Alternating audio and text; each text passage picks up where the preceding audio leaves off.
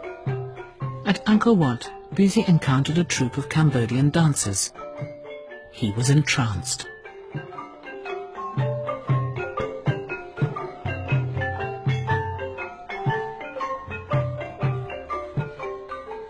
In Cambodia, dance was far more than entertainment.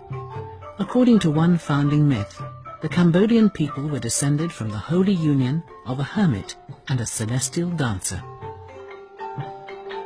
Dancers in a way, and the dance had a ritual function.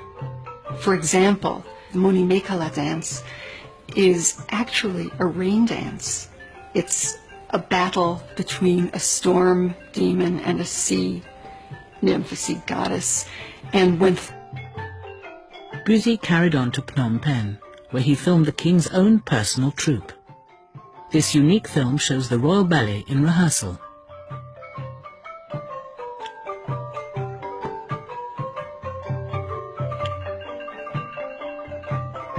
To have this material recorded, to see the exercises, is just amazing. It's literally the dancers and the king. Destroyed a tradition which had lasted hundreds of years. MT is one of the few dancers to have survived the turmoil of the Khmer Rouge era. Today she teaches in Phnom Penh, demonstrating to a new generation the skills Busy photographed in the 1920s. The training was very tough. The teacher was always hitting us, and they would pinch us and twist us in order to make us dance properly. You would spend the whole morning training to make your hands supple. They would get me to bend my fingers, and then to do this, and then to show this. The fingers curved like thorns on an orange tree. All the members of the Royal Ballet lived within the palace compound in the quarters of the king's harem. In those days, the dancers from the Royal Ballet were all one big family, and the king looked after that family. Everyone lived within the walls of the royal palace. Mothers with their children, and the skills and techniques were passed from mother to daughter.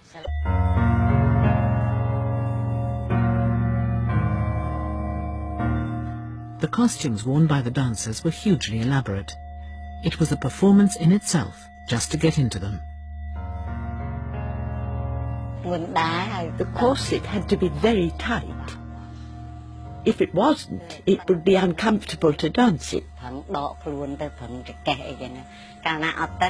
tight corset gave you a very straight back.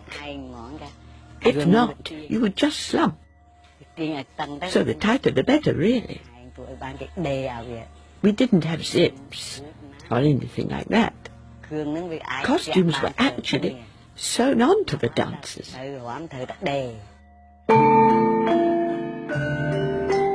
By the time Busy shot this film, the Cambodian Royal Ballet was already famous in Europe, after their performance at a festival of colonial art in France. they got to Marseille and were just absolutely the knockout hit of the festival.